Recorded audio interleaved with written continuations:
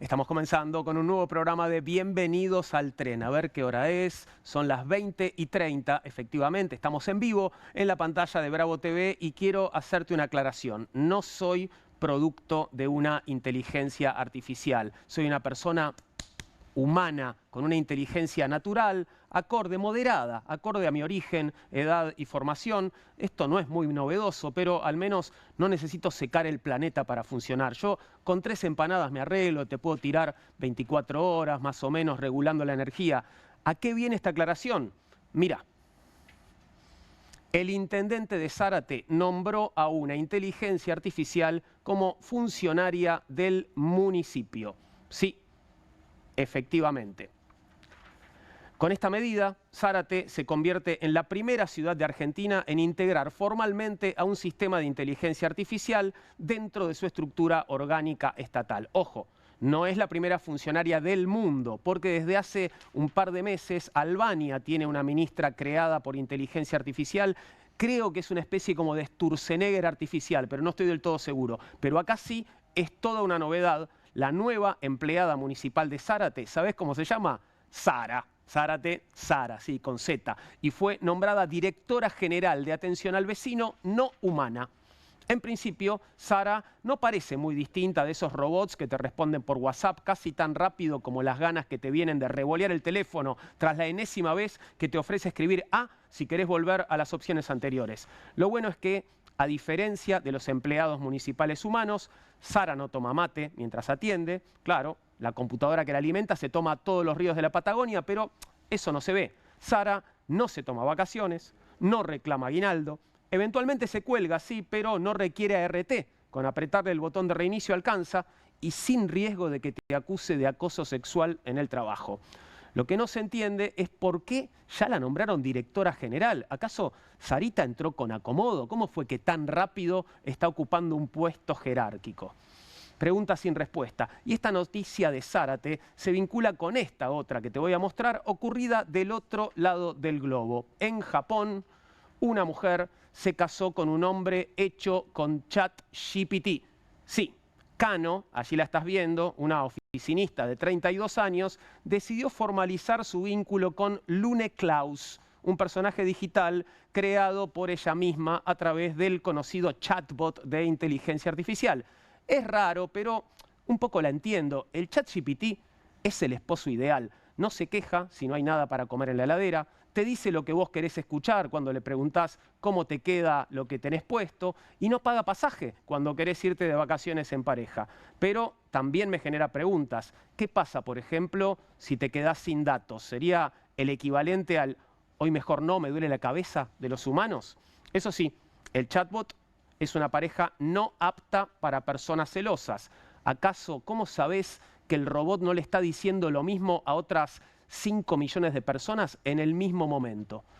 Por suerte, este programa no está hecho por ninguna inteligencia artificial. Con que esté hecho con un poco de inteligencia, que por suerte la tienen mis compañeros, nos damos por conformes. Así que te invito a nuestro furgón de noticias. Vamos a repasar los temas del día y, como siempre te decimos, pueden venir cuantos quieran, que serán tratados bien. Bienvenidos al tren. ¿Cómo está hoy Fabi Solano? ¿Todo bien? Bienvenido también a vos, Juan. Muy Muchas bien, gracias. por suerte. Qué bueno. ¿Y vos cómo estás, Nahuel Sosa? ¿Cómo ¿Bien? estás, Juan? ¿Todo bien? Bien. ¿Ustedes qué onda con el ChatGPT? ¿Tienen relación? ¿Ya son amigos? ¿Lo usan de analista?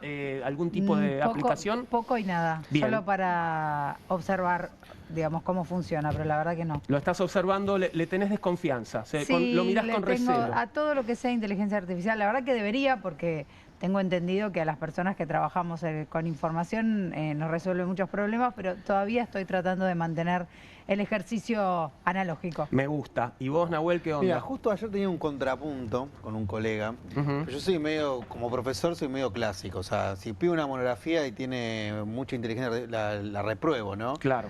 Pero ya ¿Y te das cuenta, la descubrís fácil? Sí, se nota. se nota, ¿no? Bien. Que entiendo que puede estar bien o puede estar mal eso, pero el celular en la clase, la monografía, como digo, tantas sesiones. Sí, claro. Pero sin embargo también hay docentes que ya empiezan a decir, bueno, enseñan cómo utilizar el ChatGPT en una monografía. Y yo tengo mis dilemas éticos ahí todavía. Sí. Siento que hay algo de lo creativo que a un punto lo que te estás enseñando es, ¿no? A ver, pasar lo mismo con Wikipedia, pero al fin de cuentas termina siendo cómo chorear mejor con el chat GT. Digo, hay algo ahí que no sé. Es una discusión abierta, me parece que todavía esto es Podríamos hacer una mesa en algún momento. Definitivamente, definitivamente. Es un tema que no está cerrado. Lo que tenemos para contarte ahora son noticias del día, noticias de hoy en el furgón. ¿Qué pasó? ¿Qué tenemos, Fabi? Bueno, primero tenemos que hablar de algo que pasó hace un ratito. Milei estuvo en Corrientes en este inicio de su gira por las provincias de la Argentina. Estuvo, bueno, en el 12º Congreso de Economía Regional, que estuvo organizado por el Club La Libertad, así se llama esta organización, que lo invitó, dio un discurso para empresarios, para dirigentes, para economistas. No había gente del pueblo, digamos, no hubo un recibimiento como los que sí hubo en la campaña, que él armaba, por ejemplo, alguna gira por la calle, no. Fue un evento cerrado. Fue un evento cerrado, no tuvo, digamos, la posibilidad de juntarse y convocar a la ciudadanía. Y aprovechó el discurso que dio para anunciar que finalmente se cerró, que finalmente se anunció. Fue un anuncio del anuncio, porque ya lo había anunciado, digamos, que finalmente desde la Casa Blanca en Estados Unidos confirmaron y anunciaron este acuerdo bilateral con la Argentina y lo celebró de esta manera. Vamos a verlo. Las cosas que quiero hacer, porque seguramente todos estaban acá escuchando las ponencias y todavía no están al tanto de la tremenda noticia que acaba de salir, es que hoy acaba de firmarse el acuerdo bilateral comercial con los Estados Unidos.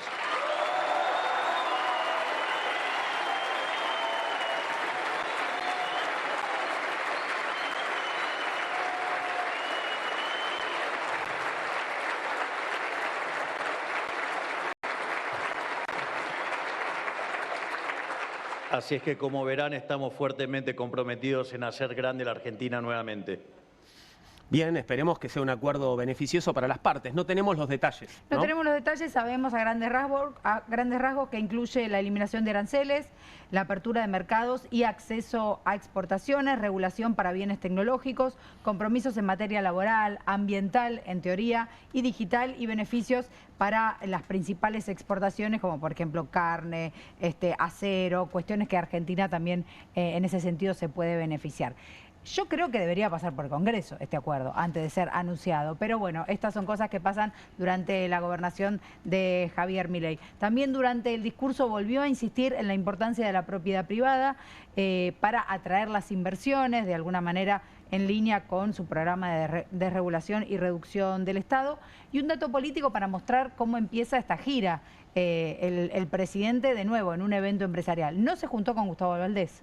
No fue recibido por el gobernador, que en este caso está fuera del país, está en una gira. Porque se había anunciado que se iban a encontrar. Se había anunciado que se iban a encontrar, bueno, no sucedió, ya terminaron medio, digamos, en malos términos después de las elecciones. Y en este caso directamente fue a este evento empresarial y no tuvo, hasta ahora no hay ninguna reunión gubernamental pensada para que Javier Milei se reúna con gente del gobierno de la provincia. Así que fíjate cómo siempre termina juntándose con personas de la misma línea ideológica en este sentido. Pasamos de la noticia de Javier Milei para hablar de Caputo.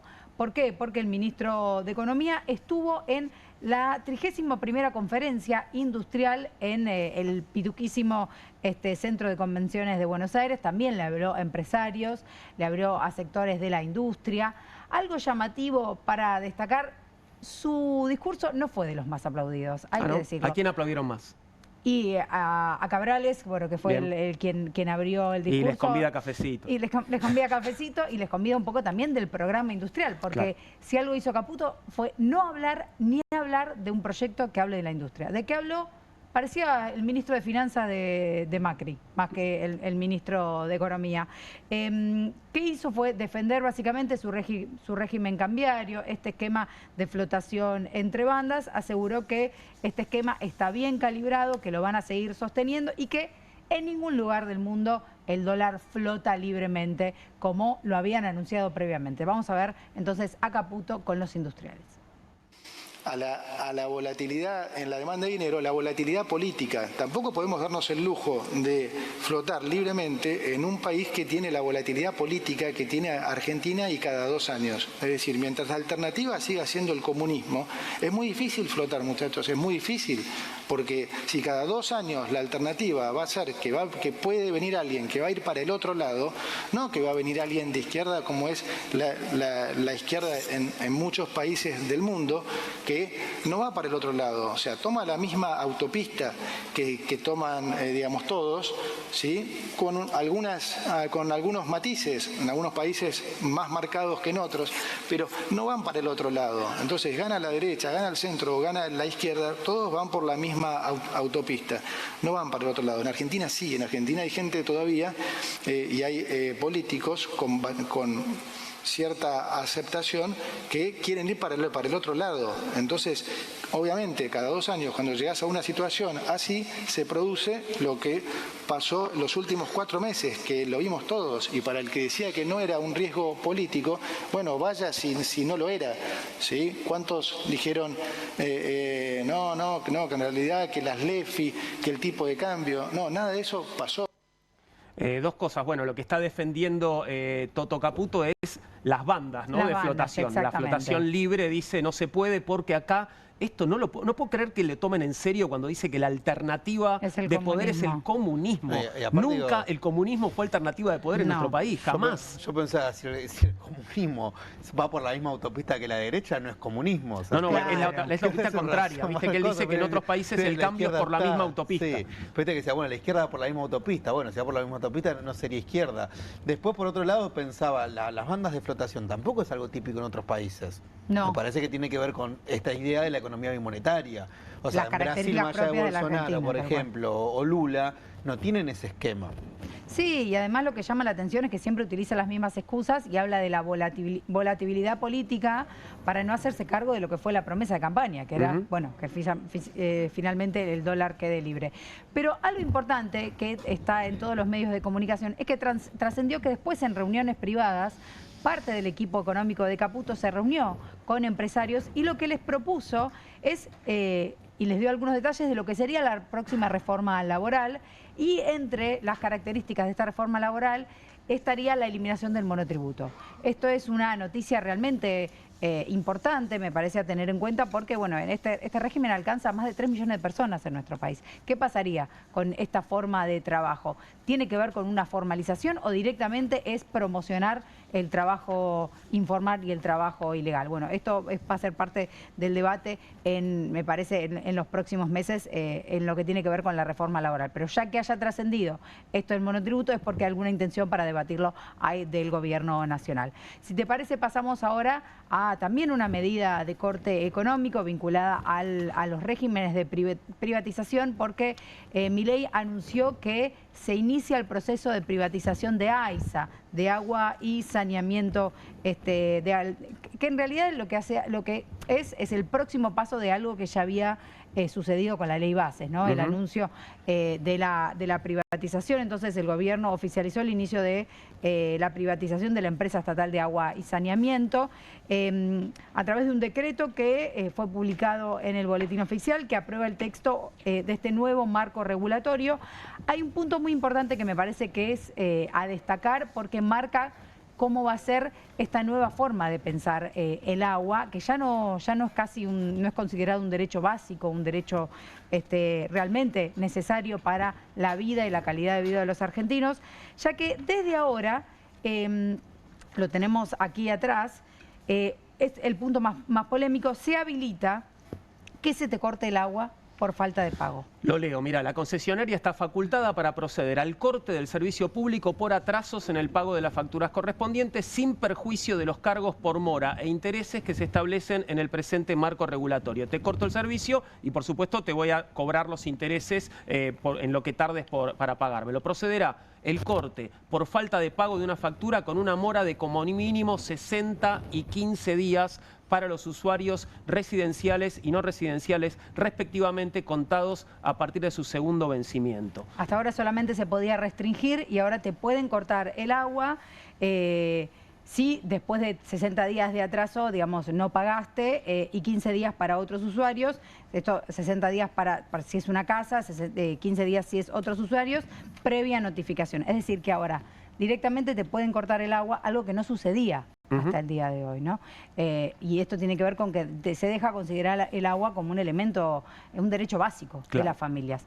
Y por último tenemos que hablar de la causa Cuadernos, porque tuiteó Cristina, hizo una declaración en su perfil de X, donde marca, bueno, de nuevo, insiste en el lawfare, denuncia en un posteo que además varios de los imputados que declararon como arrepentidos fueron torturados y presionados para firmar declaraciones en su contra. Particularmente habla de las declaraciones del abogado Roberto Herrera, defensor de uno de los imputados arrepentidos, que dijo que fue realmente que su cliente había sido torturado. Es la primera vez que se habla de tortura, porque de extorsión se había hablado muchas veces ya, ¿no? Esto ya pasa a otra categoría, ¿no?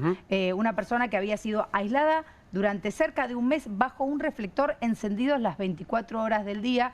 Estos son testimonios que incluso dio el abogado en un programa de televisión. Lo tenemos para ver y compartir lo que entonces denunció Cristina Fernández de Kirchner. Vamos a verlo. No la pasó bien cuando Manzanares declara como arrepentido y estábamos bajo otro gobierno que era el de Macri. ¿Qué quiere decir con eso? A ver. Y cuando él declara como arrepentido, él estuvo en un lugar de detención que es Cavia. Sí. Donde estuvo casi aproximadamente, no sé si tuvo 28 o 30 días, en un lugar donde estaba aislado de todo el mundo con un reflector las 24 horas, como estos reflectores. Claro, claro. Y firmándolo las 24 horas, no sabía si era de día, si era de noche. O sea, era un castigo. A nosotros, cuando logro la excarcelación de él, él entra dentro del sistema de testigo protegido. Sí. Y nosotros no lo podíamos ver a Manzanares y el primer día que lo citan nos podemos, digamos, encontrar con él, junto con el doctor Giuseppe, que del estudio fuimos a verlo. Nos citaron a las 2 de la mañana en Lobos, en el medio del campo. Nosotros, para poder verlo a Manzanares, fuimos a un lugar donde no sabíamos qué nos podía pasar. Entonces, esto no fue en el gobierno ni de ni del kirchnerismo, ni de Alberto Fernández. Fue en el gobierno donde él estaba declarando como arrepentido. Entonces, se sintió inseguro. Se sintió muy inseguro y nosotros también. Usted lo notó, lo observó. No, claro, y de hecho hubo situaciones muy graves en ese momento. Nosotros lo sacamos de ese sistema. Por ejemplo, es decir, usted me está diciendo que el ser testigo protegido paradójicamente lo puso en riesgo. Lo puso en riesgo. En la parte de protegido no me cierra, ¿no? Digo, ¿en qué punto lo estaban protegiendo, ¿no? Lo tuvieron un mes abajo de un reflector, aislado, y después a las 2 de la mañana al campo en Lobos. Un Guantánamo en Lobos. No, tremendo. Cristina justamente denuncia que es todo un armado político para, de alguna manera, bueno, perseguir al peronismo, perseguir al kirchnerismo, y por eso es que apunta contra los jueces y los fiscales, directamente contra el fiscal Stornelli. Por eso va a pedir la defensa que se revisen los acuerdos de colaboración y que se cite a declarar a los funcionarios que intervinieron en todo este proceso. 20:48 y vamos a abrir ya la primera mesa de conversación. Tiene que ver con el acceso a la vivienda, tiene que ver con los alquileres en la ciudad de Buenos Aires. Nos visita Gervasio Muñoz, referente de Inquilinos Agrupados. Bienvenido, Gervasio, gracias por estar con nosotros. Y Matías Barroeta Beña, politólogo, legislador de la ciudad de Buenos Aires y director del Centro de Estudios Metropolitanos. Bienvenido, Matías, gracias por estar con nosotros. Bueno, ¿en qué situación estamos? ¿Dónde estamos parados con respecto a la oferta de viviendas para alquilar y dónde están los inquilinos parados con respecto a esa oferta? Bueno, la oferta obviamente que subió por varios factores. En principio, la derogación de la ley de alquileres hizo que el mercado volviera a meter las viviendas en el mercado.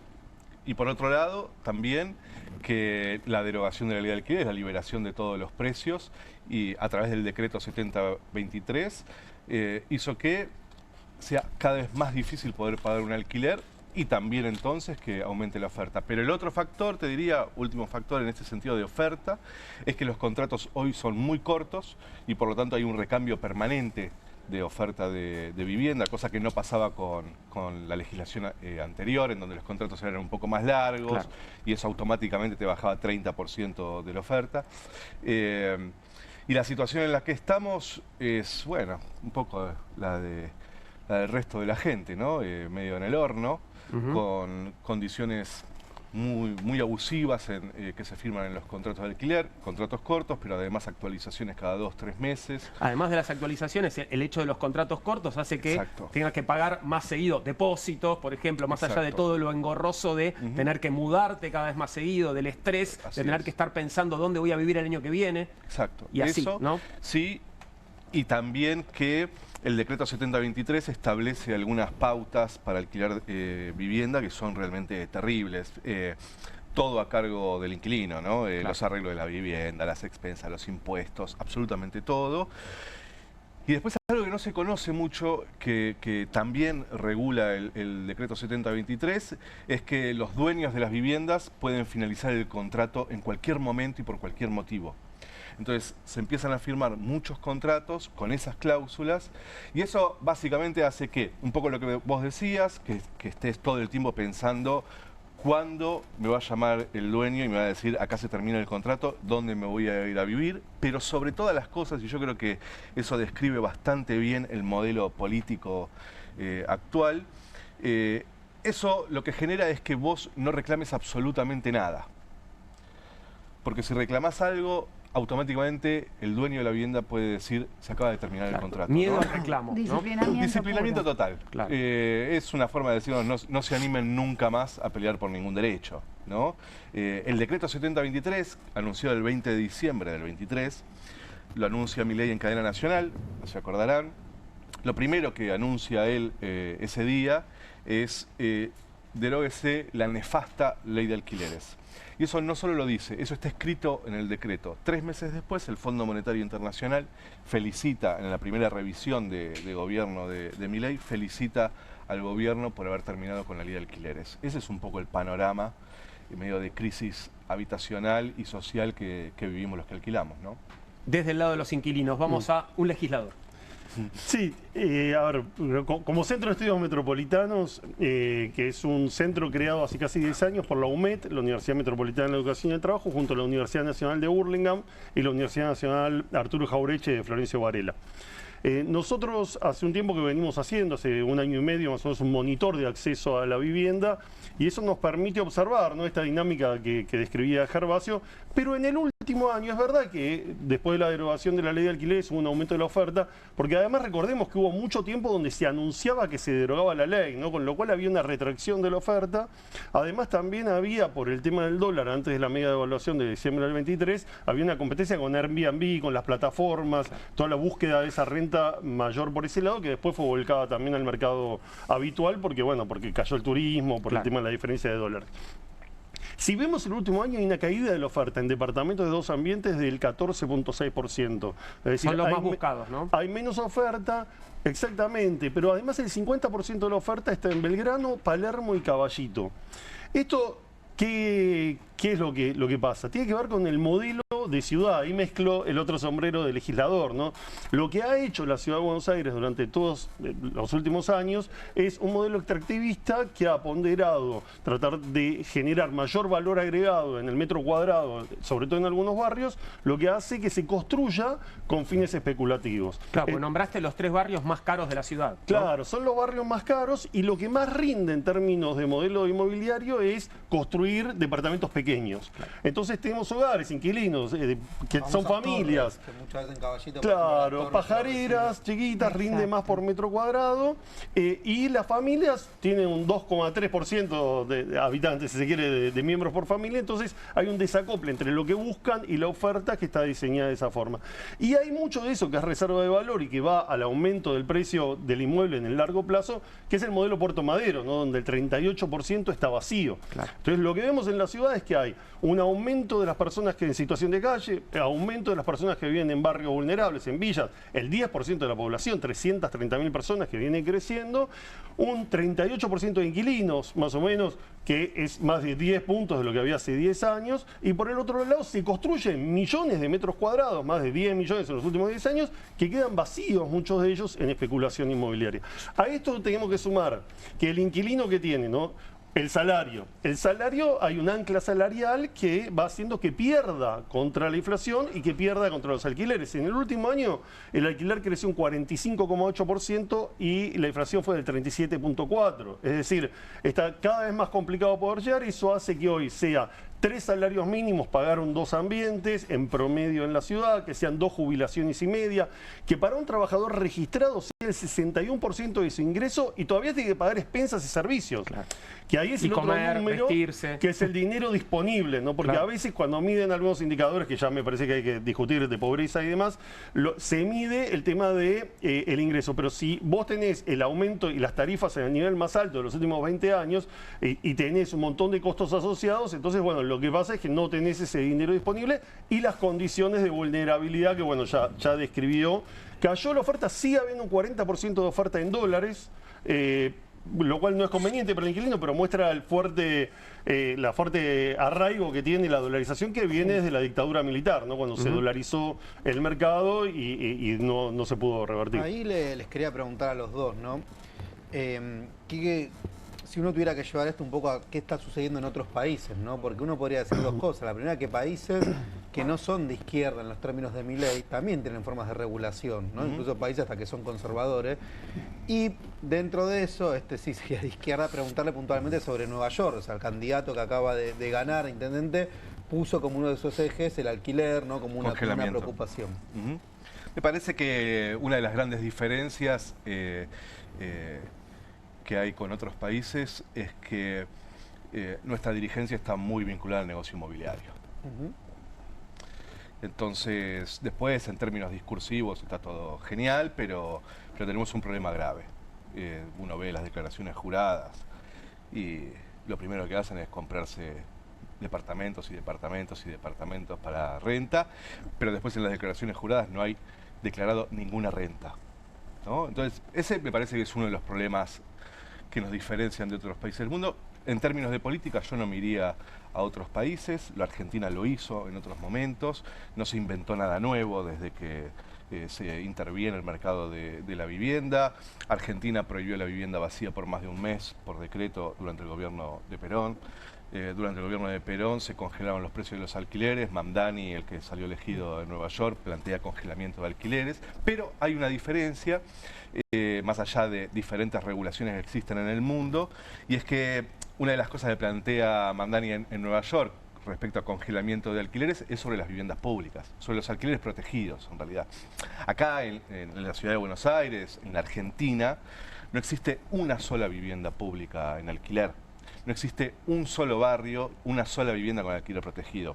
Acá en la Argentina, desde la dictadura, la política de Estado es que decida el mercado privado. ¿Que decida qué? Que decida qué construye, dónde se construye, a qué precio se comercializa, cuáles son las condiciones para acceder a la vivienda, etcétera, etcétera. ¿Qué hace el Estado? Además de facilitar negocios, construye algunas pocas viviendas en las periferias, ¿no? Y con eso genera empleo rápido, que es muy importante, obviamente, pero le deja las ciudades al mercado. No solo a veces le deja las ciudades, sino que además urbanizar las periferias de algún barrio popular hace que aumente el valor del suelo y de las viviendas de los barrios que están cerca. Entonces, nosotros tenemos un grave problema y que me parece que es quién se anima a ir contra el mercado inmobiliario. Por el momento no pasó que haya alguien que se anime. La experiencia más reciente y una de las pocas durante la democracia, que fue la ley de alquileres, mostró una deficiencia muy importante de nuestra dirigencia política para enfrentar a un sector de tanto poder. Todos los medios de comunicación en contra, todo el mercado inmobiliario en contra. Cuando se votó en el Senado la ley de alquileres, la primera vez que se vota, a finales del 2016, cuando estábamos discutiendo la ley, el día de la votación, Pichetto nos pregunta si Clarín estaba de acuerdo con la votación de la ley de alquileres. Nosotros le dijimos que sí, y se votó. Pero nosotros ¿Estaba de acuerdo, Clarín? No, porque yo llegué a mi casa, esto ya, bueno. Pero me parece que esta es una anécdota que pinta bastante bien el sistema político. Raro que Pichetto te lo tuviera que preguntar a vos, por otro lado, que no lo supiera él. Por su Totalmente, totalmente. Claro. Eso habla no solo de que es un empleado, sino que además es decadente el sistema político. Pero cuando yo llegué a mi casa, después de la votación por unanimidad en el Senado, Pichetto con las notas de Clarín en la mano pide que se vote la ley.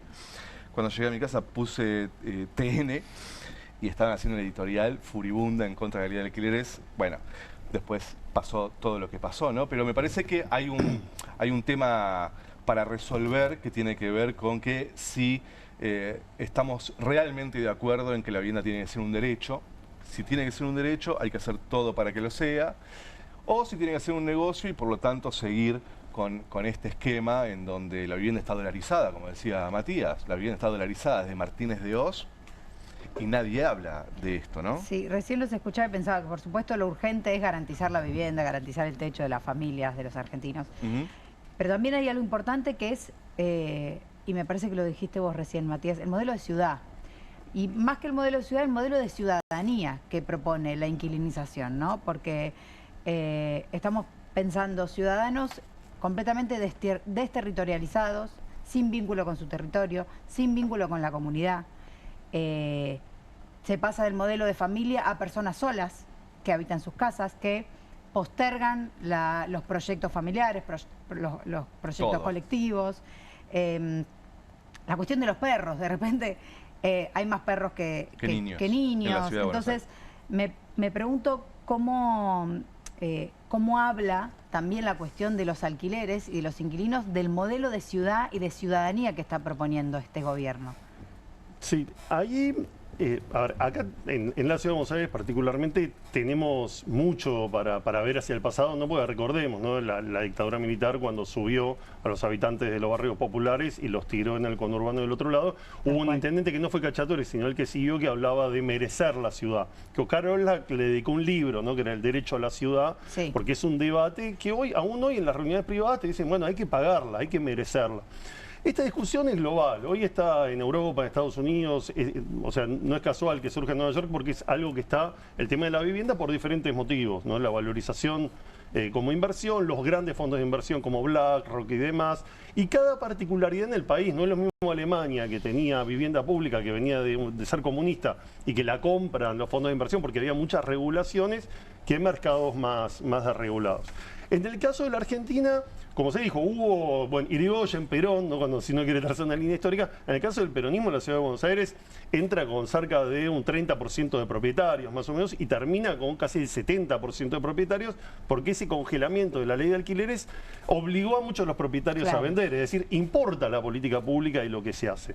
Después tuvimos una tradición que tenía que ver con la construcción, ¿no? Digo, ese modelo que se acabó a partir de la dictadura militar, del Rodrigazo y la dictadura, que era que crecían los barrios populares a partir de lo que eran los barrios Camar, se llamaban en esa época, que era la posibilidad de comprar un lote, pagarlo en cuotas. Después el proceso inflacionario terminó con ese esquema y la verdad que hoy lo que el mercado cree, o muchos de los estados han creído, es que se resuelve con crédito inmobiliario, pero como la macroeconómica no lo permite, la macroeconomía, entonces no hay política, no hay nada para hacer. La verdad es que cuando uno mira el mundo hay mucho para hacer, ¿no? En el gobierno de Cristina estuvo el Procrear, que fue la última política, pero hay otras políticas. Te pongo ejemplos. En Chile, que es un país bastante conservador, en el municipio de Recoleta, en la zona de Santiago, hay inmobiliaria pública. Armaron un programa donde salieron a construir para alquilar y tener estos alquileres regulados. En Uruguay hay cooperativas, que nosotros teníamos una ley, la 341, que llegó a tener algunas viviendas y es un modelo a explorar. Es decir, no hay una solución única, depende del país. La Ciudad de Buenos Aires, además, somos 3 millones de habitantes, pero somos 15. Hay una región metropolitana, hay 2,5 millones de personas que cruzan la frontera para venir a trabajar y producir en la Ciudad de Buenos Aires y después vuelven a esos municipios. Hay una expansión de la mancha urbana que es, si se quiere, complicada, porque uno tiene, cada vez te sale más caro llevar los servicios públicos y hay un modelo que tiene que tratar de fomentar la densidad, ¿no? Pero como el metro cuadrado está en caro acá, se va cada vez expulsando más. En síntesis, el Estado puede hacer un montón de cosas, hemos presentado proyectos de ley, puede construir para alquiler, puede construir para vender, puede asociarse con privados en un modelo de fideicomiso, poniendo las tierras, poniendo normativa cero, teniendo financiamiento de pequeños ahorristas que quieran poner sus $5.000, sus 10.000, lo que tengan en una tasa segura. Es decir, yo creo que tenemos que poder tener política pública, un Estado. Hoy se venden, con Gervasio hemos hablado muchas veces, ¿no? Hay herencias vacantes, viviendas que el gobierno de la ciudad se queda y los salen a subastar. Mientras que tenemos personas que están con sus muebles, inquilinos que pasan a estar en la calle, en la vía pública, y tenemos políticas represivas hacia ellos, ¿no? Entonces, me parece que está muy claro que necesitamos este tipo de políticas. El tema de la propiedad es un tema que le cuesta debatir a la política. Recordemos Cafiero, la reforma constitucional que se lo llevó puesto y demás porque parecía que era comunista, ¿no? En este texto que vemos ahora, ¿no? De Milei, de Caputo, es decir, quieren ir para el otro lado. En cuanto tratás de decir algo, te acusan de todo y la gente le da miedo. El tema de la propiedad, hay una fuerte tradición de la casa y el techo propio. Hoy, desde el peronismo, que siempre fuimos muy fuertes en esa tradición de la casa propia, hay que reconocer que la realidad de muchos hoy es ser inquilino y que la cantidad de salarios, de ahorro y demás, salvo que haya una ayuda familiar o salvo que logremos tener una política de banca pública, el Banco de la Ciudad de Buenos Aires gana más de $100 millones por año y no pone un peso para estas políticas. Yo creo que la Ciudad de Buenos Aires es un modelo que puede hacer muchas cosas.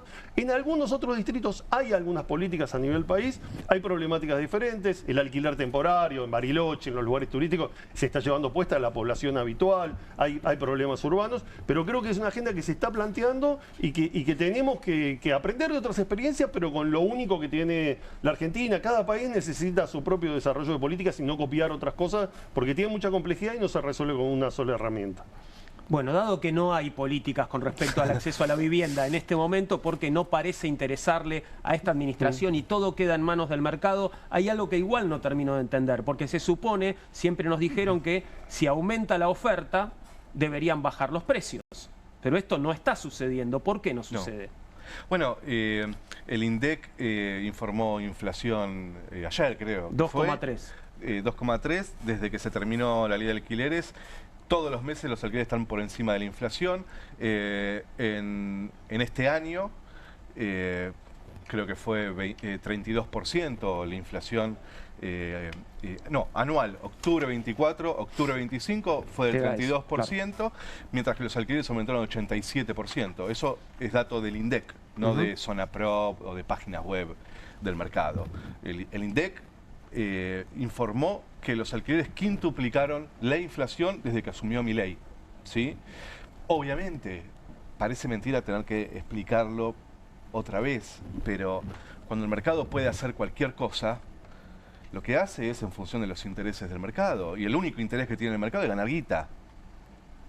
Y la verdad es que si puede ganar mucho más y en corto tiempo, lo va a hacer, ¿no? Cuando vos ves cómo iban los precios durante la ley de alquileres, los precios de los alquileres iban por debajo de la inflación y por debajo de los salarios, ¿sí? En un momento que era caótico, de inflación altísima, claro, etcétera, pero además tenías el precio congelado durante un año y eso nos decían que era mucho, que pobres los jubiladitos, porque todos los que tienen viviendas en Argentina son jubiladitos. Son jubiladitos, ¿viste? Que tienen su renta, claro. Exactamente, los jubiladitos que están ahí en el Congreso, que los cagan a palo todos los miércoles, son pobres jubiladitos con una vivienda de alquiler.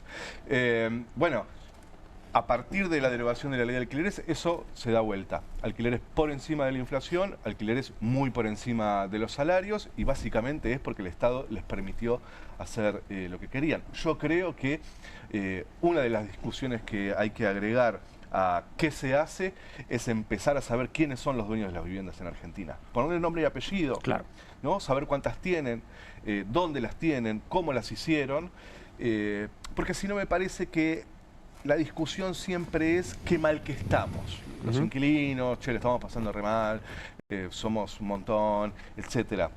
¿Por qué? ¿Por qué somos un montón?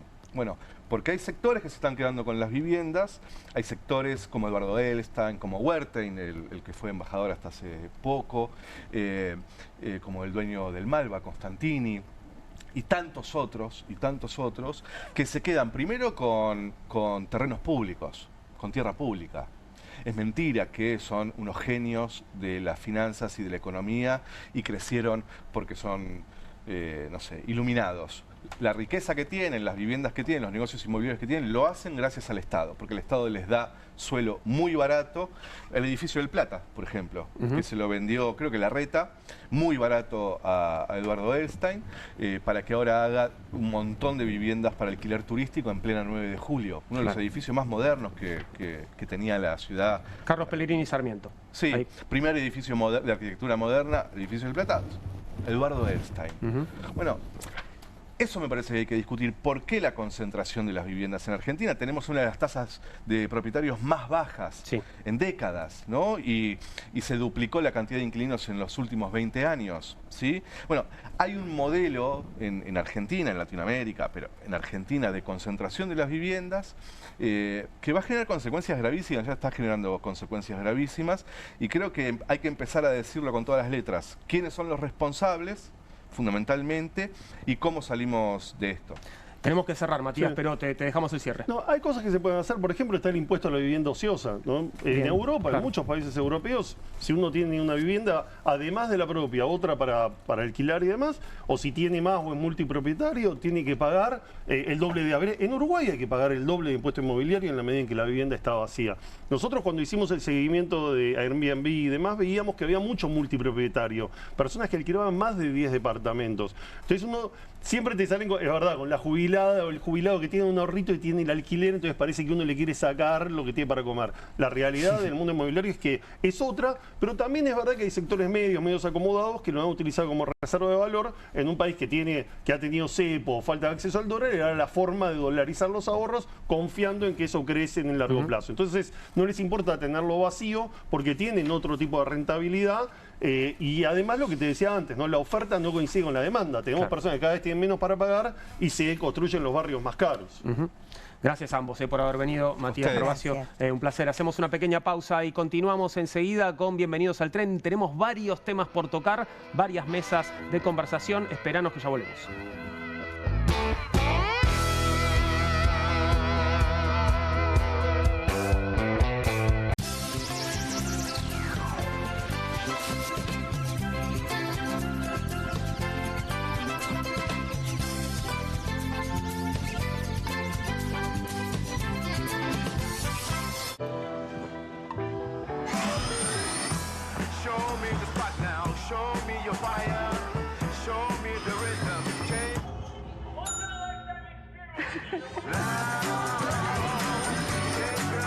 Espero que te guste. Cociné un pollo con papas, acariciado por una cocción a gas envolvente y uniforme, para luego ser realzado con un suave calor preciso.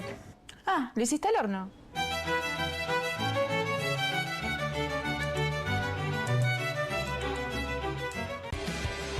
Cueste lo que cueste. El primer streaming de Perfil.com, conducido por Román Iuch junto al Doc Juan Heruela, los periodistas Marcelo Mármol Moura y Lucas Buceta. Información deportiva, opinión y análisis. Cueste lo que cueste. De lunes a viernes, a las 10 horas, por Bravo TV. Emprendidos, con la conducción de Ornella Flench. Historias de emprendedores en primera persona. Consejos prácticos para alcanzar sus metas. Emprendidos, de lunes a viernes a las 12 horas por Bravo TV. QR, con la conducción de Paulo Caruso y gran equipo. La síntesis del día para un público que valora el periodismo crítico. QR, de lunes a viernes a las 22 por Bravo TV. Bienvenido a todo Latinoamérica. Caras TV llegó a DirecTV, el canal de las celebridades. Entretenimiento exclusivo las 24 horas del día. Más Caras, con la conducción de Héctor Maugeri. Red Carpet, Caras News, Caras Realeza, Caras Fashion, Caras TV. Llegó a DirecTV. Contenidos exclusivos para toda Latinoamérica.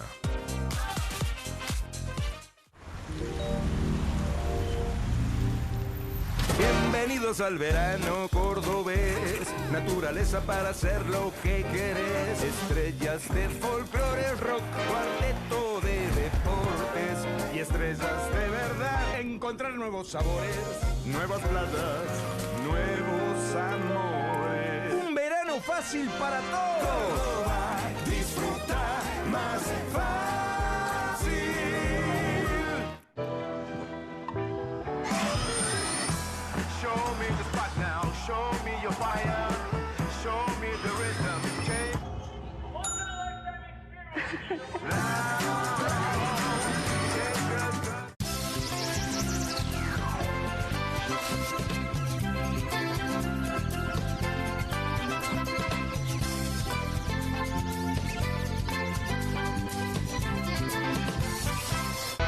21:14, aquí estamos de vuelta con Bienvenidos al Tren en Bravo TV y vamos a hablar ahora de el estado de la industria en nuestro país. Nos visita Pablo Berkovich, director de la consultora Marca Pyme y ex subsecretario Pyme de la Nación. Pablo, bienvenido, ¿cómo estás? ¿Qué tal? Buenas noches a todos, ¿cómo están? Muy bien, gracias. ¿Estamos viviendo una era de industricidio? ¿O no es para tanto? Y sí, es para tanto. La verdad que es para tanto. Hoy estuve en la conferencia anual de la Unión Industrial Argentina, de la UIA. Ahí donde estuvo Caputo, por ejemplo. Exactamente. La verdad es que no le aplaudió nadie a Caputo. ¿Viste? Cuando una persona da un discurso, generalmente es interrumpido por diferentes aplausos. Bueno, a Caputo no se lo interrumpió nunca jamás. Ahora bien, a Paolo Roca sí. A Paolo Roca se le interrumpió 3 o 4 veces con aplausos porque le pidió a Milei que tenga política industrial. Es decir, afirmó que estaba bien el camino macroeconómico, del orden, del equilibrio fiscal y demás, pero por primera vez le pide una política industrial al gobierno que por supuesto no la tiene. Caputo en su discurso no mencionó a la industria, habló del equilibrio fiscal, habló del tesoro, habló del tipo de cambio, pero no habló de política industrial porque este gobierno no la tiene. Y la verdad que los números que están saliendo últimamente son muy malos. Y son malos con respecto a 2024, que fue uno de los peores años para la industria desde el 2001 y la pandemia, solo comparables con el 2001 y la pandemia. Ojo con esa trampa, porque estamos viendo IPI, el índice de producción industrial, por ejemplo, que es por ahí un punto menor interanualmente, entonces no asusta tanto, pero claro, es un punto menor con respecto al peor año desde la pandemia, desde el 2001. El año pasado la ONUDI, la ONU para el Desarrollo, hizo un ranqueo de países de índices de producción industrial de diferentes países. Entre 100 países, Argentina fue el que más cayó. O sea, estamos comparándonos con ese 2024. Claro. Difícil.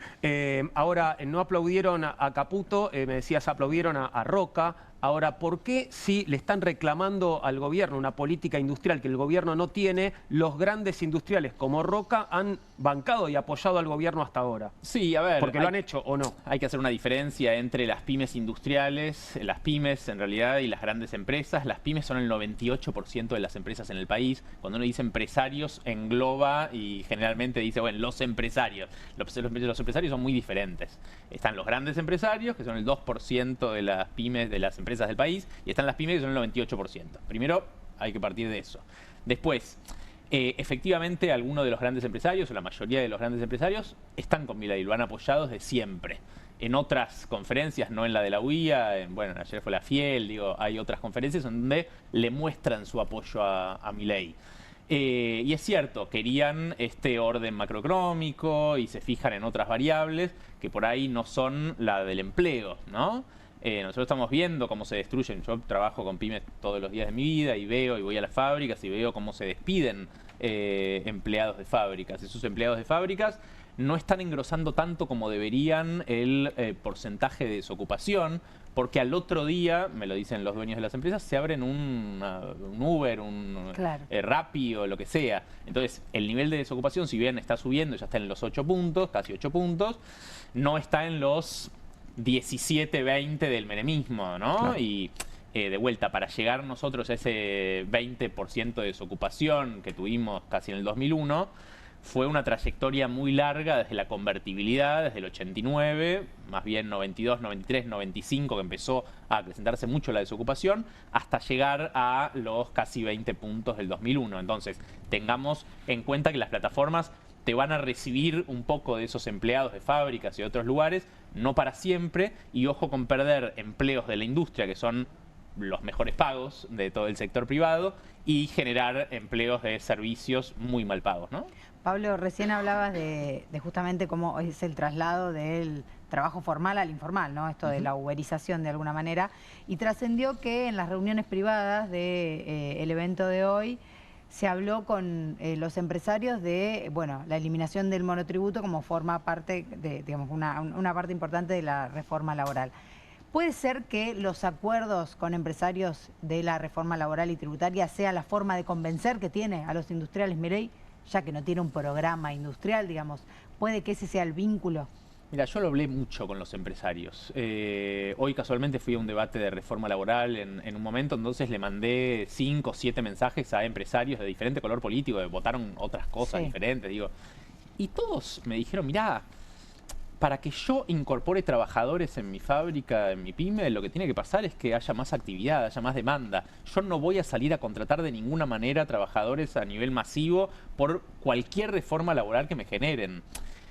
Ese es el problema, que siempre tratamos de meter a las pymes para hacer algo mal. Acuérdense del Libra, ¿no? Ustedes no se acuerdan por ahí, pero cuando Milei publica y promociona Libra, dice que era por las pymes. Exactamente, un plan para promocionar, para alentar a las pequeñas empresas. Y ahora argentinas. la reforma laboral supuestamente es por las pymes también. Entonces, basta, hablemos en serio, de vuelta. Para generar más empleo en las pymes hay que tener más actividad, hay que tener más demanda. Si no, no se va a generar más empleo.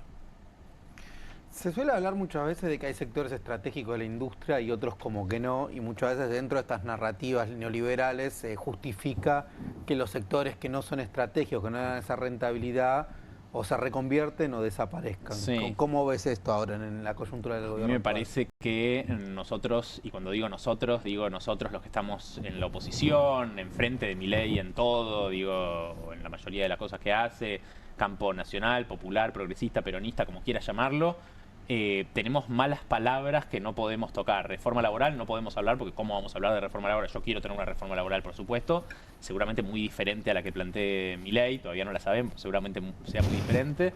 La reconversión productiva o la transformación productiva también para nuestro espacio muchas veces es una mala palabra, porque con esas palabras, en el menemismo, en la dictadura, en el macrismo, de hecho el macrismo tenía un programa de transformación productiva que le regalaba plata a las empresas para que cierren y se transformen en importadores. Digo, es entendible que reconversión productiva o transformación productiva le suene mal al industrial, pero yo quiero una reforma en ese sentido, una reconversión productiva. Ahora, vos tenés que darle plazos a una industria. La industria, ¿por qué somos industrialistas? Porque también eso, queda bien decir que uno es industrialista en nuestro espacio. Somos industrialistas no por capricho y no porque quiero defender al 98% de las empresas, PYME, está buenísimo, pero son industriales, ponele, son 50.000 empresarios industriales empleadores.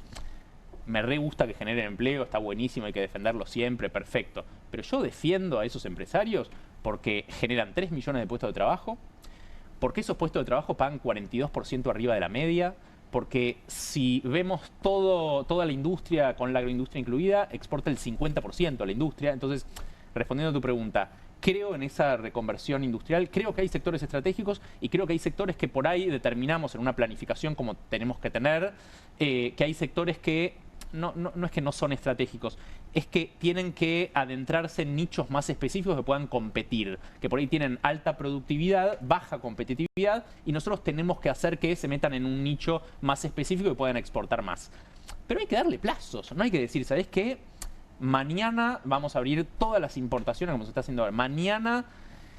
Y la verdad es que, por decir algo, el sector textil, por supuesto que yo creo que hay que generar una reconversión en el sector textil de acá a 25, 30 años, dando plazos, generando política industrial, acompañando a esas empresas para que se reconviertan. Es muy fácil decir, ¿sabes qué? Reconvertite y fijémonos, pero el Estado tiene que hacerse cargo de eso también. Bueno, ese sector genera 500.000 puestos de trabajo, ¿entendés? Entonces, ¿de un día para otro vas a plantear esa reconversión? No.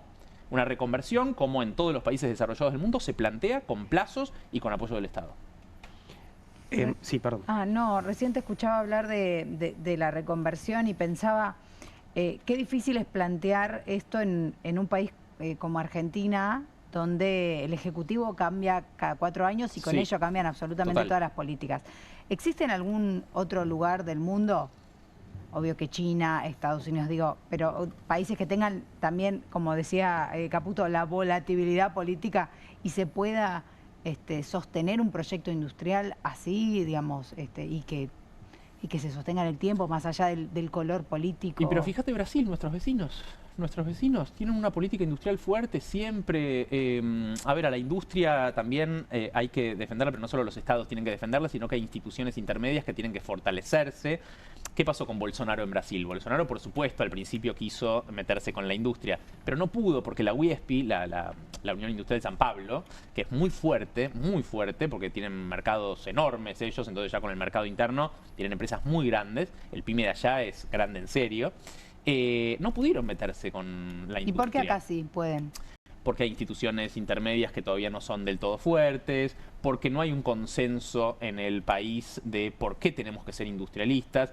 Esta cosa, ¿no? Que como no le ponemos palabras a veces y vamos con consignas vacías nosotros, la gente piensa, ¿para qué me sirve la industria? Pregunta, ¿puede tener que ver algo la fuerza que tiene el campo en nuestro país y esta dicotomía, esta mirada binaria campo-industria, que en realidad no lo es? No solamente campo, a mí me parece que hay una enemistad, una falsa dicotomía, no solamente entre la industria y el campo, que es totalmente falsa, como la dicotomía entre el sector privado y el sector público, que también es totalmente falsa, pero me parece que es la dicotomía entre los recursos naturales. Es como que Argentina es rica en recursos naturales y solo con eso, solo con explotar eso, vamos a salir adelante. Y la verdad, el valor agregado. Claro, y la verdad que uno, si ve la tabla de países con altos recursos naturales, primero va a encontrar Australia, Noruega, países que verdaderamente, Sudáfrica, países que Canadá, verdaderamente tienen recursos naturales. Nosotros estamos una mitad de tabla para arriba, está bien, pero de ninguna manera vamos a poder desarrollarnos si únicamente apostamos a esos recursos naturales, sino que hay que generar un agregado de valor, y tenemos con qué, porque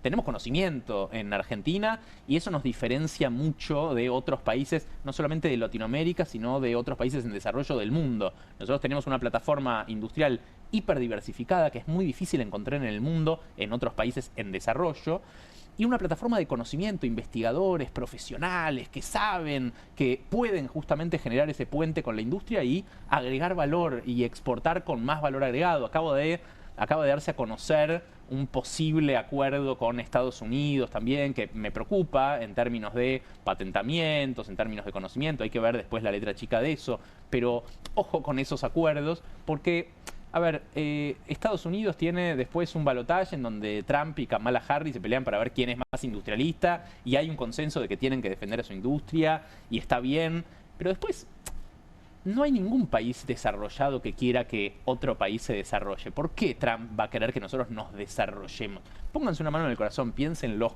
Digo, ¿por qué Trump va a querer que nos desarrollemos nosotros? Vos decís que viene con trampita el acuerdo. Y sí, pero, a ver, entiendo perfectamente que el odio de Milei hacia la industria nacional no es tanto de él, sino que es más para congraciarse con Trump. Por eso nunca fue una fábrica desde que es presidente y a Estados Unidos fue 1000 veces. Entonces, bueno, ahí está con quién quiere quedar bien, ¿no?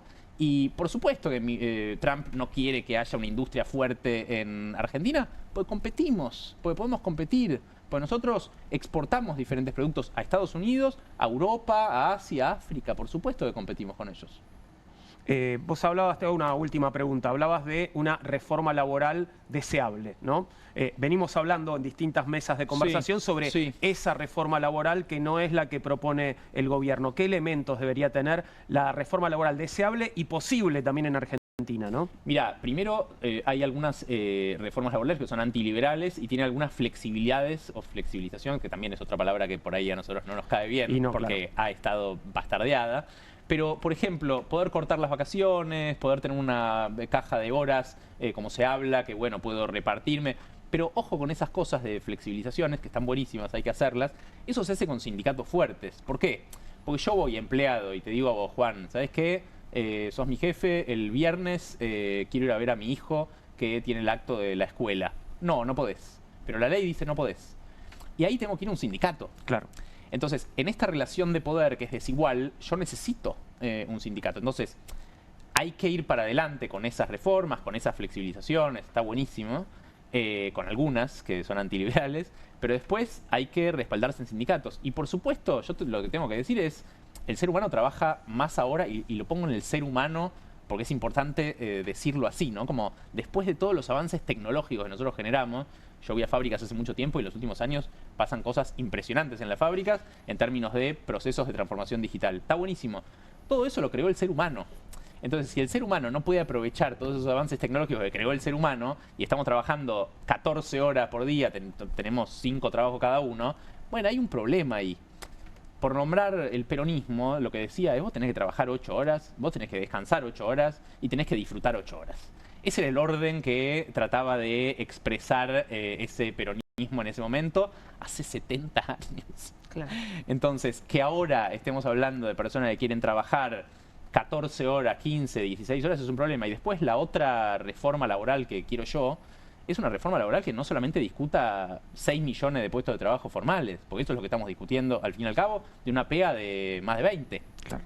Entonces, cuando vos tenés una desconexión tan tremenda, y eso no es solamente de este gobierno, sino que viene de gobiernos anteriores, una desconexión tan tremenda entre los estados y algo tan fundamental para el ser humano que es el trabajo, es un problema. Fíjate lo que pasó en la pandemia. El Estado se juntó y dijo, ¿sabés qué? En la pandemia yo voy a tener que ayudar con el IFE, con el ingreso familiar de emergencia, a 2 o 3 millones de personas. ¿Cuántos terminaron pidiendo el IFE? Casi 9 millones de personas, que es lo que decían los movimientos sociales. Entonces, esa desconexión de los estados con el mundo del trabajo hay que abordarla también en la reforma laboral. Esos casi 5 millones que se anotaron en el RENATEP, en el Registro Nacional de Trabajadores de la Economía Popular. Entonces, a esos trabajadores de plataformas que ni conocen ni se imaginan cuáles son los derechos. A mí me pasa mucho, yo hablo un montón con esos trabajadores de plataforma y siempre me encanta contar una anécdota que yo, tratando de acercarme a esos trabajadores de plataformas, les decía, che, los derechos, iba con consignas vacías, como siempre, vienen por tus derechos, ¿qué derechos? ¿No? Y la cuestión es que una vez se me ocurrió decirle, che, pero ¿qué te pasa si te quebras una gamba mañana? Y me dijo, me aterra eso. Me aterra, porque soy el sustento de mi familia, me aterra porque no puedo laburar. Y me terminó contando, que esto siempre lo cuento, que dejó de jugar a la pelota con sus amigos, o sea, dejó de hacer algo que disfrutaba mucho para no lesionarse. Eso es un problemón, porque ahí, después encima hablando con otro trabajador de Uber, el trabajador de Uber me decía, pero si en la fábrica igual me fractura una pierna fuera de mi ambiente de trabajo, ¿no me pagan? Sí, claro que te pagan. Como ya hay una desconexión, pero ya hay una desconexión de ese nuevo trabajador con un derecho que es recontra adquirido, ¿entendés? Claro. Eso es lo que me preocupa y eso es lo que debería la oposición hacer, sacarse estas malas palabras y salir del salir del conservadurismo y proponer, generar una alternativa, ¿no? Pablo, muchas gracias por haber venido, por haber estado con nosotros. Un placer y esperamos verte de vuelta por acá. Claro. Vamos a pasar a otro tema. Ahora salimos de la industria para meternos con la salud mental, cuestionamientos a la ley y de financiamiento institucional. Algunos de los puntos de la conversación que estamos por abrir. Ya vamos a recibir a un nuevo invitado aquí. Voy a saludar también a la distancia a Alberto Trimboli, que es el presidente honorario de la Asociación Argentina de Salud Mental y actual miembro del directorio de la Federación Mundial de Salud Mental. Alberto, buenas noches, te saludamos desde Bienvenidos al Tren. ¿Cómo va?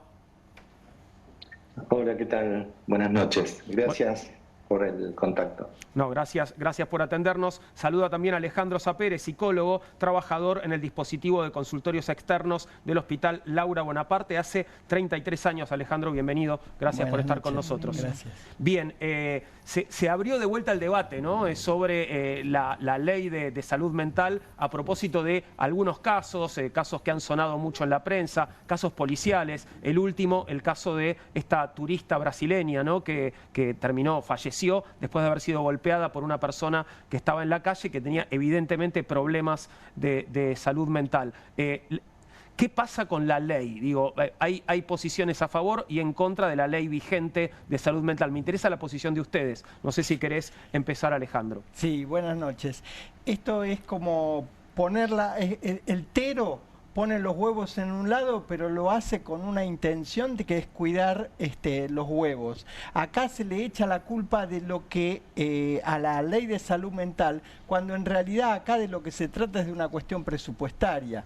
Quiero decir, yo trabajo hace 33 años en un hospital público de salud mental, que es el Hospital Laura Bonaparte, y como seguramente ustedes se recuerdan, allá por el 4 de octubre del 2024, este gobierno nacional pretendió cerrar la internación y cerrar la guardia. A partir de eso hubo todo un apoyo popular compuesto por organizaciones sociales, familiares, usuarios, trabajadores, diferentes asambleas barriales, que impidió ese cierre. ¿Y por qué digo que eso que pasó es un tiro en el pie para toda la sociedad? Porque de alguna manera, si nosotros y en el mundo se vivió la pandemia en el año 2020, la pandemia es como la realización de la fantasía de fin de mundo. Es el estrés postraumático donde lo que vivimos cada uno de los habitantes, que era la posibilidad de dejar de circular, de tener que encerrarnos. En la Argentina estuvimos guardados con la distancia social, todos los efectos que provocó en cada uno de nosotros y en la familia que tenemos,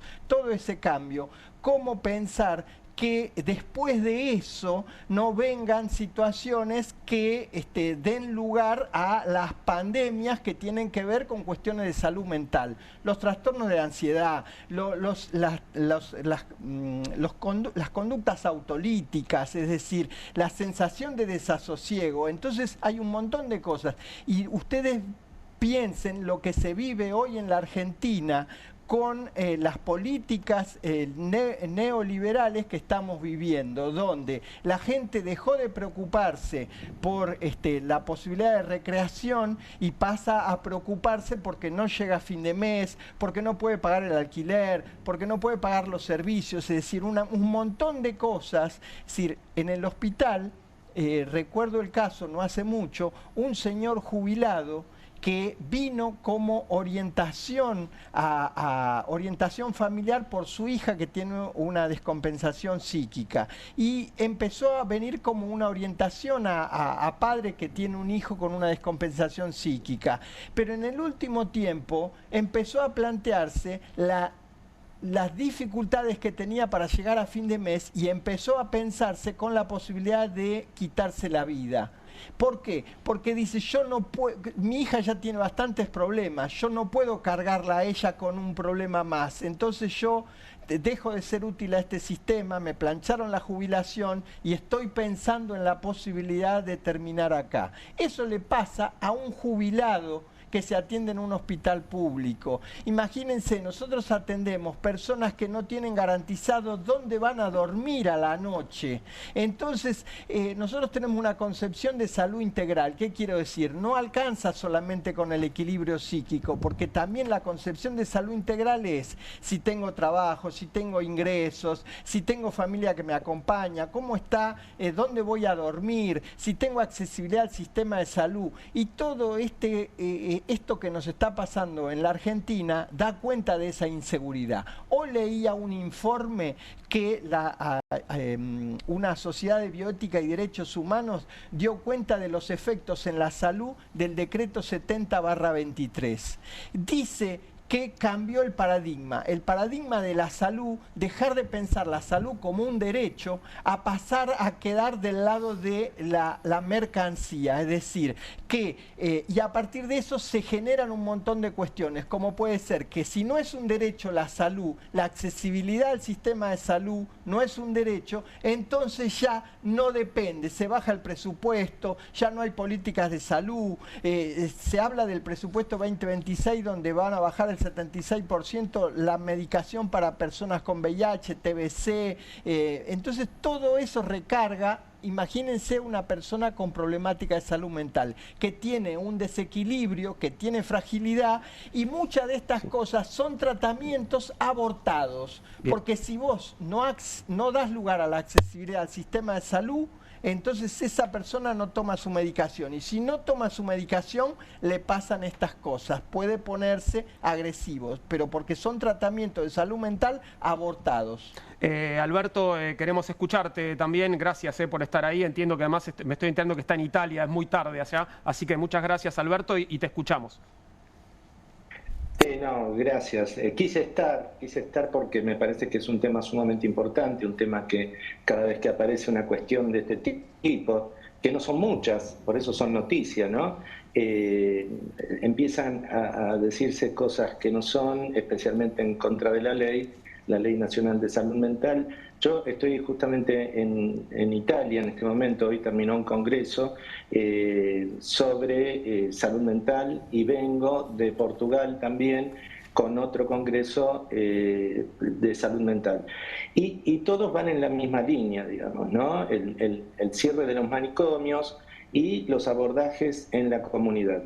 Yo lo que creo es que en la ciudad de Buenos Aires hay políticas erradas, políticas equivocadas acerca de los abordajes en salud mental. La ciudad de Buenos Aires está poniendo la mayoría de sus recursos en los 4 hospitales monovalentes. La ciudad de Buenos Aires es un territorio muy chico y tiene 4 hospitales monovalentes. Ninguna ciudad en el mundo tiene esa cantidad de monovalentes. Algunas, por ejemplo, en las ciudades donde yo estuve en el Congreso, no existe ninguno. Los recursos deben ponerse en prevención, y el caso que hoy nos convoca tiene que ver con esta situación también, ¿no? Porque cada vez que pasa algo así, reitero, pasa pocas veces en el año, se pone en discusión el tema de la ley de salud mental. La ley de salud mental lo que dice es que cuando una persona tiene una situación de riesgo para sí o para terceros, no se le pregunta si quiere internarse, si no quiere internarse, se le interna. Eso es así. Después lo que tiene también este caso, que es también particular, tiene que ver con situaciones de delito. El señor que cometió esa situación cometió delito, y no es la primera vez, sino que aparentemente tiene reiteradas entradas a la cárcel, digamos, sí, y sale. Y yo lo que quiero aclarar que puede ser inimputable, y por lo general se asocia la inimputabilidad con que esté en la calle. No, la ley de salud mental lo que dice es que cuando una persona está en una situación de riesgo para sí o para terceros, debe internarse. Y además es una cuestión de la justicia penal. Si el juez, no sé, lo declara inimputable, esta persona tiene que estar en tratamiento, pero no en la calle, que es además lo que pasa. La ley de salud mental lo que dice es que la mayor cantidad de recursos tienen que estar puestos en la prevención, en la promoción de la salud, en los abordajes territoriales. Claro, esto no se hace. El 80% del presupuesto de salud mental va a parar a los 4 monovalentes, esos monovalentes que aquellos que no quieren la ley de salud mental dicen que tiene que haber más. Son ineficientes, son lugares de encierro, hay que asimilarlos a las cárceles, porque son lugares donde, si bien han cambiado en los últimos años, hoy no existe ningún tipo de justificativo, ni ético, ni científico, ni de ningún tipo, que deban internarse esas personas en hospitales neuropsiquiátricos, ¿no? La ciudad de Buenos Aires tiene 14 hospitales generales, y solo en 5 hay salas de internación. Una de ellas es el Álvarez, el Piñero, el Rivadavia. Bueno, hay algunos. La ley dice que tiene que haber en todos, ¿no? Entonces, creo que cuando pasan este tipo de cosas, aparecen los intereses económicos y corporativos que no quieren la ley de salud mental porque toca sus intereses. Entonces, es importante que la población sepa que cuando este tipo de situaciones pasan, tienen que las personas ser internadas sin su consentimiento, porque estuve por ahí leyendo noticias, hay algunos que aparecen diciendo que la culpa de lo que pasó la tiene la Ley Nacional de Salud Mental, porque prohíbe las internaciones involuntarias. Esto no es así, y creo que la población tiene que conocer este tipo de situaciones. Alberto, te escuchaba cuando hablabas recién de bueno, la importancia de justamente trasladar las medidas preventivas a los hospitales polivalentes, a los centros de atención primaria, al territorio. Y pensaba también en cómo este modelo económico lo que busca es, bueno, sostener a quienes son productivos y a quienes no lo son, o a quienes ponen en duda justamente este lugar de la hiperproductividad, como pueden ser las personas con problemas de salud mental, las personas con discapacidad, los jubilados, bueno, como si fuera completamente extinguibles, que es un poco el modelo de manicomialización, ¿no? El aislar. Totalmente, totalmente. Y al mismo tiempo la importancia de que exista un programa de salud mental que conviva con las problemáticas y que haga que las personas puedan continuar con su vida cotidiana, pero también que, digamos, que puedan tratar estas cuestiones en su casa, en su territorio, en su barrio, y en problemáticas en programas que lo midan desde una mirada integral, ¿no? Porque si no pareciera que loco se encierra, cuerdo trabaja. Y en el medio estamos todos con un montón de problemáticas y eso es lo que aborda la cuestión territorial. Totalmente, no lo podría haber dicho mejor yo, que digamos, perfecto, lo dijiste. Eso es lo que hay que poner todos los recursos en el territorio, ¿no? Inclusive habla la Ley Nacional de Salud Mental, habla de los abordajes no solo territoriales y comunitarios, sino domiciliarios, claro, ¿no? Pero más allá del contexto nacional, que por supuesto agrava toda la situación, en la ciudad de Buenos Aires, y por ahí mucho no se sabe, porque bueno, es el distrito más rico del país, pero la verdad que en salud mental están las políticas erradas totalmente. Por ejemplo, en el tema de consumos problemáticos, de adicciones, el único hospital de día para la problemática funciona en el Hospital Álvarez, un hospital de día que se abrió en el año 2003. De ahí en adelante no se hizo nada en adicciones, ¿no? Porque también se asocia este tipo de cosas habitualmente con las cuestiones de adicciones. Entonces yo creo que también tenemos que tener en cuenta que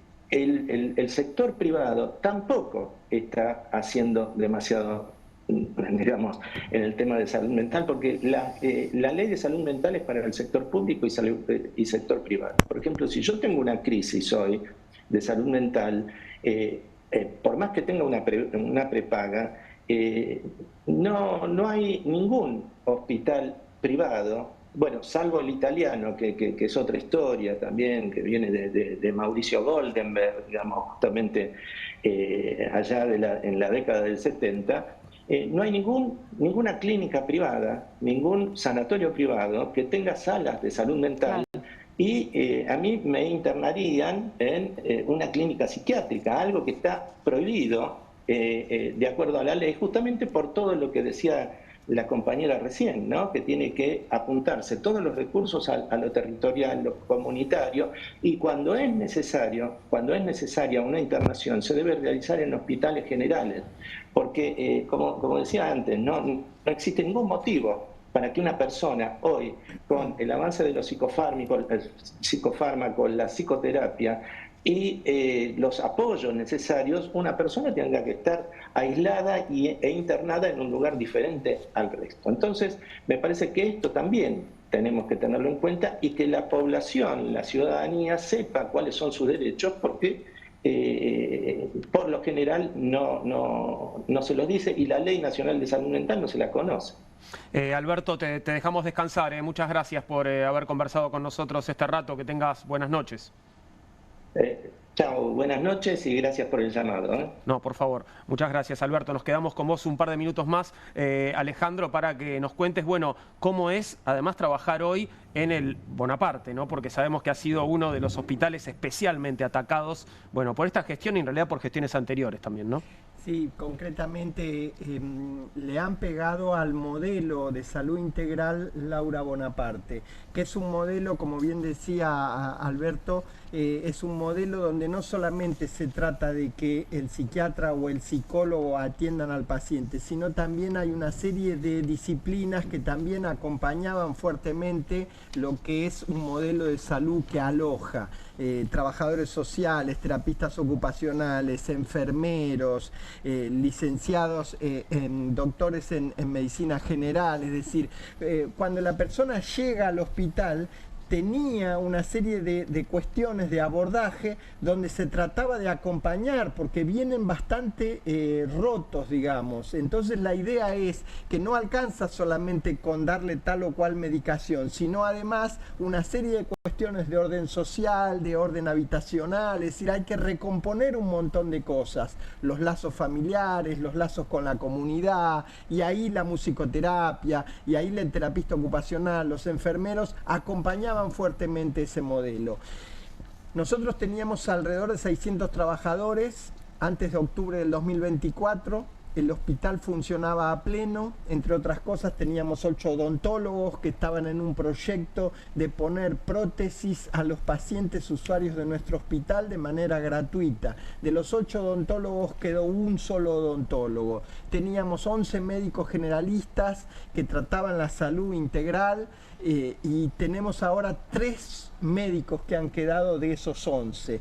Teníamos una biblioteca para la comunidad que ahora tiene un montón de libros para la comunidad, pero no tiene bibliotecario. Es decir, y así teníamos una farmacia que funcionaba de 8 a 20, ahora funciona de 10 a 16 por falta de recursos humanos. Es decir, nos han vaciado. Nosotros el 15 de enero del 2025 tuvimos el despido de 200 trabajadores. Y a lo largo del tiempo no los han echado, pero de manera indirecta los han echado. ¿Qué quiero decir? Cuando a vos te congelan las paritarias, cuando tenés contratos cada 3 meses, cuando la paritaria es del 1%, cuando todo el tiempo el Estado te está diciendo que va por más, va por más, va por más, entonces vos te retirás. Aquellos profesionales que pueden irse, se van, y es entendible. Entonces ahora tenemos 100 que se han ido de un año a esta parte. Entonces ahora nos encontramos con... Nosotros tenemos un lema que es vaciar es cerrar. Y estamos haciendo lo que podemos, pero ya ese modelo no es el que nosotros abrazábamos. Es otro modelo que tiene que ver con una cuestión más manicomial, una cuestión más de te doy la medicación y ya, y un montón de prestaciones que han quedado en el aire, digamos. Como decía el doctor, que conoce el modelo de ciudad, tengo una compañera que ganó un concurso y pasó a trabajar en ciudad. Y me decía algo que me llamó la atención, que decía que muchas veces en ciudad se cambiaban los planes de medicación por faltante del medicamento dentro del hospital. Y eso a nosotros no nos pasaba. Es decir, que vos como profesional tengas que cambiar un plan de un paciente porque no tenés en stock, da cuenta de algo que es necesariamente evitable, porque el paciente plan que tiene un paciente y que funciona bien, que está temperado, que está tranquilo, que está con buen talante, no se tiene que modificar. Y este es el problema, que la falta de accesibilidad al sistema de salud hace que nosotros veníamos teniendo un cuello de botella, porque muchas veces el paciente viene, se toma 3 colectivos y dice, pero ¿no te conviene acercarte a tu comunidad? No, lo que pasa es que yo me atiendo en el municipio X, pero ¿qué pasa? La mitad de los medicamentos que tomo no están en stock. Como consecuencia de eso, entonces yo prefiero tomarme 3 colectivos, vengo acá, pero ya sé que me garantiza, porque si hay alguien que quiere salir adelante, es el usuario de los servicios de salud mental. Claro. Y muchas veces nosotros nos damos cuenta que acá de lo que se trata es de alojar a los pacientes. A lo largo de estos 33 años de trabajo me doy cuenta que detrás de esa mascarada, de ese desequilibrio, lo que vienen es a buscar un abrazo, que le pongamos la oreja, y que muchas veces eso es más sanador que en una entrevista donde el profesional está anotando en la historia clínica. Creo que es el vínculo, se han roto los vínculos. Y este gobierno, esta modalidad neoliberal, persiste en romper los vínculos para, como bien decía usted, señorita, a aquellos que no son productivos, a este sistema que nos pide que los productivos seguimos sobreviviendo, y aquellos que por alguna razón dejamos de ser productivos en la lógica espartana. Hay que tirarlos al cadalso y que sobreviva el que pueda sobrevivir. En la mesa anterior se hablaba de la gentrificación. La gentrificación es la expulsión de nosotros que vivíamos en un barrio y conocíamos a las diferentes personas que vivían en ese barrio y ahora ya no. Ese es un modelo expulsivo y esto es lo que hace carne este modelo. Te agradecemos mucho, Alejandro. Tengo que pasar a otro tema porque nos queda un minuto de programa y tenemos que atender a gente en Tucumán. Muchas gracias y muy interesante lo que nos contaste. Tenemos una situación en Tucumán de censura judicial a la libertad de prensa. Tenemos muy poco tiempo, pero le vamos a pedir a Diego del Jesús Tomás, que es secretario gremial de la Asociación de Prensa de Tucumán, y a Pablo Gargiulo, abogado de la línea de defensa y litigio estratégico de Andes, que nos cuenten de qué se trata y qué es lo que está pasando. Diego y Pablo, los saludamos. Buenas noches. Yo no escucho nada, ¿vos escuchás? Bueno, no, parece poneme a ver. No nos estarían escuchando. Bueno, Diego, Pablo, tenemos 2 minutos por delante solamente. Está complicado. Diego, Pablo. Bueno. No sé si esto va a ser posible, pero era un problema técnico. Una denuncia que queríamos compartir. Lo vamos a hacer mañana. Bueno, lo vamos a hacer mañana. Les pedimos disculpas a Diego y a Pablo, pero evidentemente no estamos en condiciones de llevar adelante la comunicación. Así que lo dejamos para mañana. Mañana nos volvemos a encontrar. Mañana nos encontramos, Así que gracias, Fabi, gracias, Nahuel. Gracias, mañana Juan. estamos de vuelta con Bienvenidos a...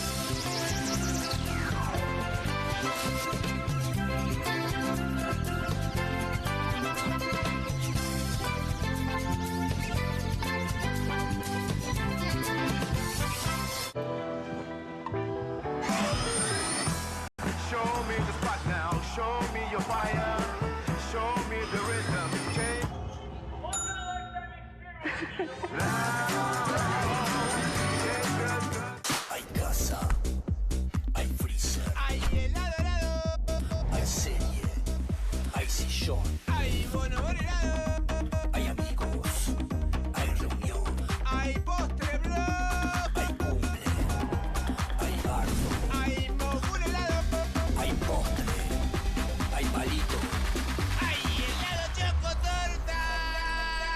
Hay casa, hay freezer y tus chocolates y golosinas favoritas hechas helado. Cueste lo que cueste.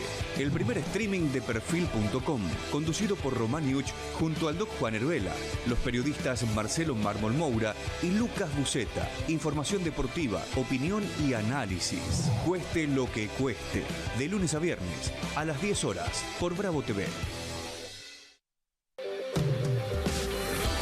Emprendidos, con la conducción de Ornella Flench. Historias de emprendedores en primera persona. Consejos prácticos para alcanzar sus metas. Emprendidos, de lunes a viernes a las 12 horas por Bravo TV. QR, con la conducción de Paulo Caruso y gran equipo. La síntesis del día para un público que valora el periodismo crítico. QR, de lunes a viernes a las 22 por Bravo TV. Bienvenido a todo Latinoamérica. Caras TV llegó a DirecTV, el canal de las celebridades. Entretenimiento exclusivo las 24 horas del día. Más Caras, con la conducción de Héctor Maugeri. Red Carpet, Caras News, Caras Realeza, Caras Fashion, Caras TV. Llegó a DirecTV. Contenidos exclusivos para toda Latinoamérica. Hay una casta superior que es los periodistas que si mienten, calumnian, injurian y dicen cualquier cosa. ¿Tenés ahí los nombres de los periodistas que tengo que meter en cana? No nos tomamos esto a la joda, como esos periodistas mentirosos. Y dentro de la cancha vale todo, que la vayan a buscar, la tienen adentro. Soy un abanderado de la batalla cultural, pero los imbéciles con déficit de IQ doméstico, ¡ay, no, miedo! Mientras que los imbéciles de los periodistas... ¿Sabes la cantidad de periodistas que tengo para mandar a la hoguera? Las mentiras de los medios. Y periodistas ensobrados, operadores, basuras. No me venga con que son inocentes. No digo que sean tan malos como los periodistas. Digamos, raya el mal gusto propio de cerdos. Creo que es una ofensa decirle periodistas. Sí. Milei odia al periodismo. Nosotros amamos al periodismo. Suscríbete a perfil.com.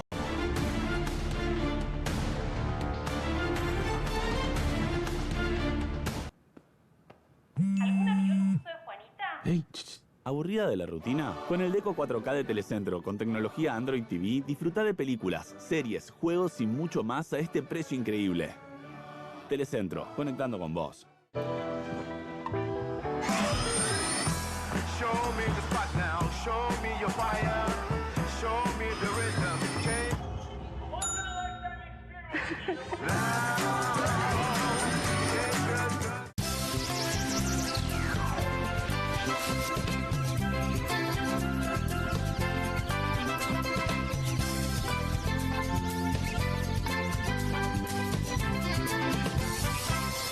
Aquí finaliza el horario de protección al menor.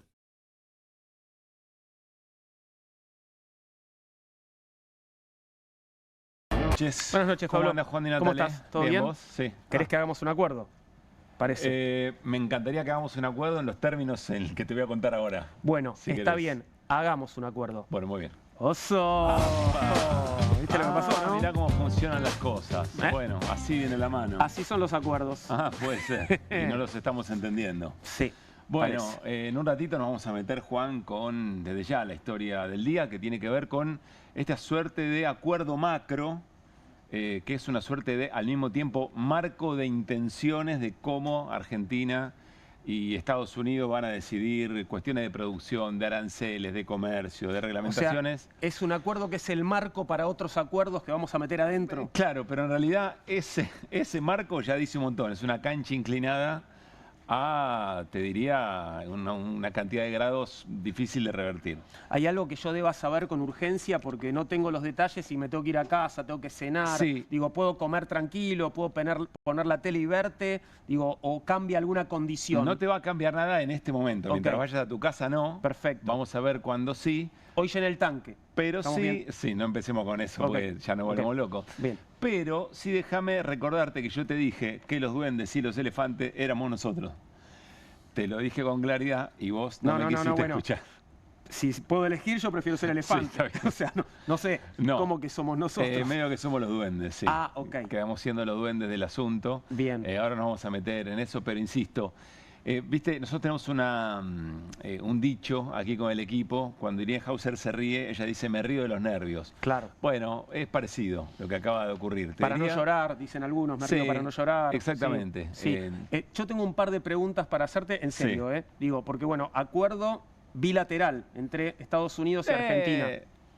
Porque hay más lados. No, me parece que hay uno solo. No sé qué tan ok. bi es eventualmente. O sea, alguien puso la firma y el otro redactó. Bien, Me da ahí esa está. sensación. ¿Qué pasa con el bloque del que formamos parte mientras tanto? ¿Qué pasa con el Mercosur? Es una buena pregunta. Es un momento en el que a partir de ahora se tienen que estudiar de qué manera se implementa todo eso. Por ejemplo, ¿qué pasa con el Mercosur y si los estándares del Mercosur permiten acuerdos de este tipo o no? Claro. Y si tiene que pasar por el Congreso o no una decisión de estas características que compromete y mucho, sobre todo, la industria local. Porque por otro lado, el Mercosur, tengo entendido, también está muy cerca de cerrar el acuerdo con la Unión Europea.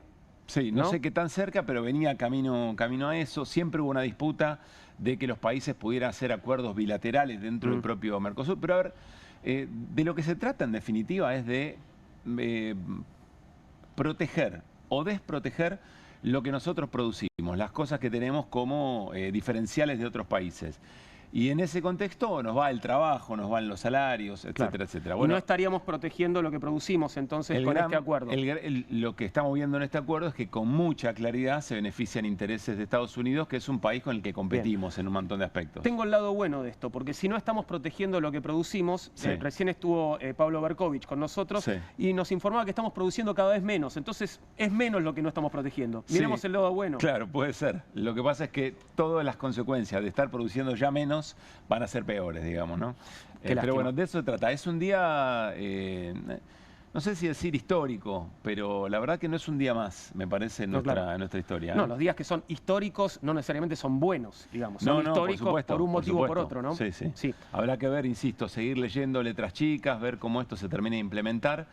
Pero la verdad es que lo que se ha anunciado hace algunas horas, es interesante ver quién lo anunció, ahora vamos a meternos en ese tema. Lo que ha pasado es un asunto muy, pero muy relevante en la vida cotidiana de argentinos y argentinas. El gran desafío nuestro, digo nuestro, medios de comunicación, pero también de las dirigencias, etcétera, es tratar de traducir esto en qué impacta en la vida cotidiana.